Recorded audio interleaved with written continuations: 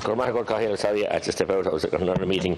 Again, I too, Minister, have no issue with you, your good self, but I think it's an absolute disgrace that the Minister, Senior Minister, is not here. Nothing at all to do with yourself. We had it again this day week. We had a Minister sent in 10 minutes ago, and I was in the chair, unfortunately, and I had to adjourn the House because the Minister had no briefing and he wasn't able to answer. I had to go over to that corner there and talk with the officials again about huge borrowings that we're going to get into and huge schemes, and you know, it's just not good enough. And we're meant to have pre-list scrutiny, we're meant to have detailed discussions at committees stage, and we're meant to have, you know, the legislation deliberated on here. We have no pre-list, we've waived that. We have waived, we have no committee set up. And from what reports I've heard from a Dáil Reform Committee in the last half hour, you know, it's going to be bulldozing all the way from this new government. Total and absolute bulldozing. And they expect us to pass this. I stand here as a person who voted for the bank guarantee. I'm on record of saying this like a bed wicket. It's a bad taste in my mouth, certainly, and the biggest mistake I've ever made in my life, political life. And I acknowledge that. And here we are with issues like this again. And, you know, and just putting it through on a whim, and no scrutiny, and no proper committee debate, and no time really for amendments or anything else. And I very much am concerned when you say that, look, we must get it through, and time is on our side, but and we'll have the statutory instruments. That's where I worry. So what comes into the statutory instruments that we have no really debate or discourse about or no input into. And also, as I said, Minister, you said the banks, the heads of the banks give positive indications from the heads of the banks. The banks don't know what positive is. They just don't do positive. They do for themselves. And they're, when the people are in penury trying to pay back the bailout, for the way they were left carry on, and there still hasn't been any legislation brought forward to deal with them since. I said this last night. I have huge concerns about the Irish Bank Corporation and then the three pillar banks that you're talking about having the clause on this. This is what I mean, the clause, and there may be different options or suites of options, and maybe different rates. Their main raison d'etre is to make profit. And a healthy profit, and they have no interest in the struggling people. We saw this to give them, and there was meant to be a moratorium in the last 4 or 5 months with the pandemic. There was meant to be no evictions. I can tell you on commercial area, there's nothing but evictions and appeals in the courts and the whole lot going on as if we had no pandemic. So that's what's going on. They tell you one thing. You listen to them, like the European situation, and instead of being the whipping boys here and tell them what to do, but no, there's no legislation, so they can give us 2 fingers, all the banks on both hands, because we don't have legislation to control them. And I'm very, very worried about how they will handle this money, how they will deal with people who are there if they got into some, you know, distress, small SMEs especially, if they're, you know, maybe one self-employed or maybe 2 or maybe 3. And if, you know, I've seen it already with people that were on the pandemic payment, employees who had loan approval for mortgages, for houses. And the banks now, because one of the employees was on a pandemic payment, have pulled the mortgage. They want any reason not to lend and support the people. Any reason. Any reason. Big, little or small, and they're looking for those reasons. It might be the most minute area or issue, and they want those reasons to refuse to support. We have the spirit of the Natalie Curl the Cane and we support each other. But the banks don't do that. They've got away with so much. They're free rein to do what they did to the country and the banking crisis, and then bailed out, which my grandchildren will be paying it back, and still they have why would they learn the lesson? Because they walked away scot-free. And there's conflicting messages from the Taoiseach and the Taoiseach about the meetings that you had with them. And then they wheel out their former politician, now PR spokesman, no issue with him, but I'm just saying it's a spin they put on all this, and it's the grief, and they put people through. There are businesses out there now, and they're just on their last legs, and some of them are pensioners. They're over 66, they're on the old age pension, and they're self-employed, for the Republicans, shopkeepers, bus owners, bus drivers, undertakers, you name them. Candlestick maker. They can't get a bob and the banks won't give them any leniency to kind of stay afloat. They can't feed themselves, quite frankly. They'll be forced to go to the social welfare to get some assistance. They can't literally live.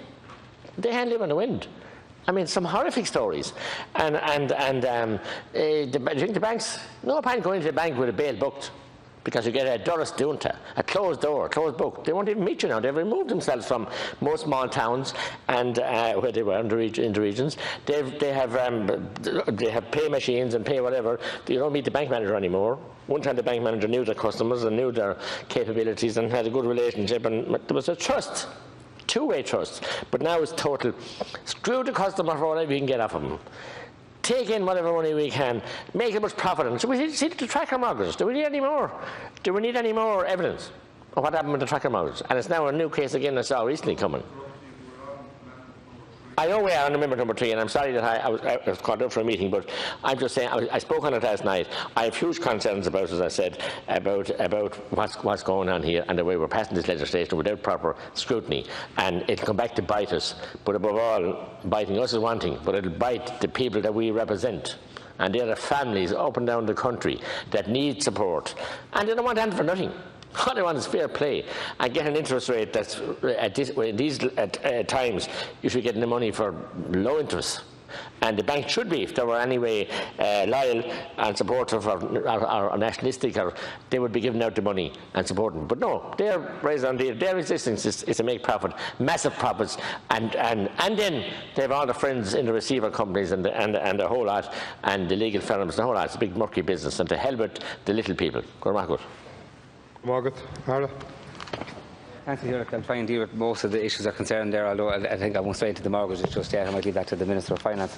Just to work in reverse and comments on this, Deputy McGrath, you did comment last night, and I did try to address some of your concerns. I think you had to leave last night as well. I didn't get a chance to do the full wrap-up today when I had a chance.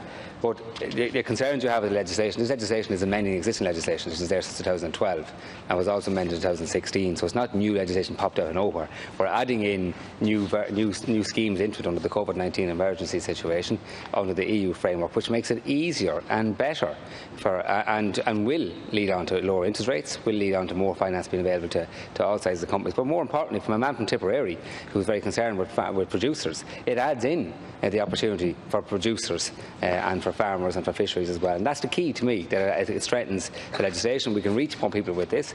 It will lead on to cheaper rates, and that's something we can monitor very, very clearly. I accept fully that I can't sit out here and put in front of you the table of the interest rates. I accept that. So I'm not trying to, so I accept your concerns around that. What I'm saying to you is, in our discussions with them and with the towns that lead in those discussions, that's what their focus is about, getting a good quality product across a range of different offerings out to people who need this money. So I don't have the concerns.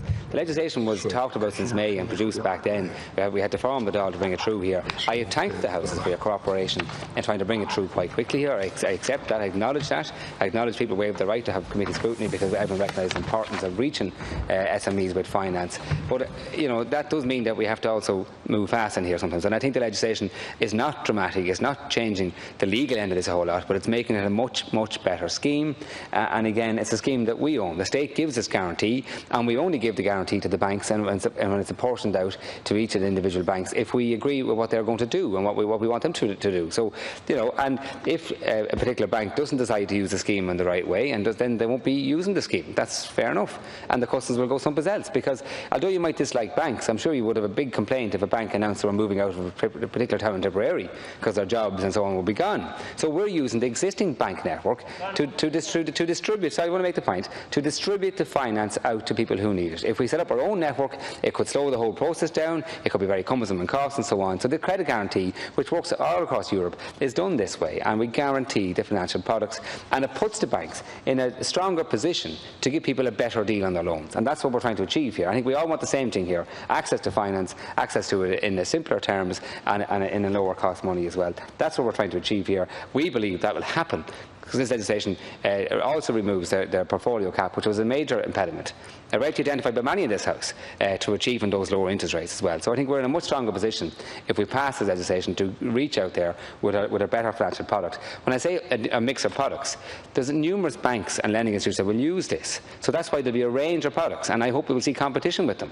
for different prices at different interest rates. But there's also going to be different types of loans, like overdrafts and term loans and longer term loans and 3 years and 5 years, 6 years. That's what I say about different products. But we will track them all, and we will work with the banks now in the weeks ahead when this is passed to have these up and running, hopefully by September or if all going well, or before it if we can, with lower cost funding as well. So that's what I'm trying to deal with that. But legislation is not where you would write in the interest rate or the terms and conditions of loans, because that's something you do with the agreement process, the legal documents that will be signed between Strategic Banking Corporation in Ireland and the lending institutes that want to avail of this scheme. And again, it's not just the pillar banks, because people might have missed that in the conversation last night.